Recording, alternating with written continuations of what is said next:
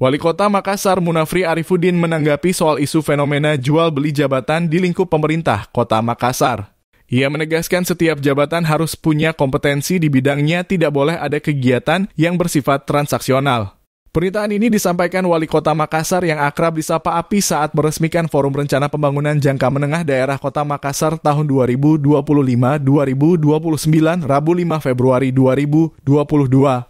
Api menyatakan di era kepemimpinannya bersama Liah Mustiak Ilham, tidak boleh ada praktik jual beli jabatan meski ia mengaku sudah ditemui dan ditawari sejumlah oknum untuk menduduki sejumlah jabatan di pemerintah Kota Makassar.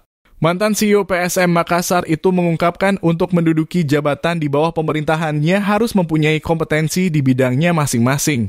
Untuk itu, wali kota akan selektif dalam memilih dan menempatkan orang-orang dengan kompetensi. Ada indikasi yang bisa kelihatan, karena begini, jabatan ini persoalan dunia, semua orang mau ada di sana, semua orang menginginkan itu.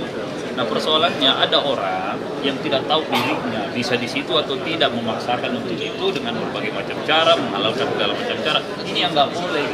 Nah sehingga di dalam prosesnya karena mendapatkan tidak sesuai dengan jalur yang dilakukan, akhirnya juga tidak mampu menjalankan tugas dengan baik. Wali Kota Makassar Munafri Arifuddin menegaskan jika terindikasi oknum melakukan jual beli jabatan dan tidak berkompeten di bidangnya, maka hari itu juga langsung dicopot olehnya.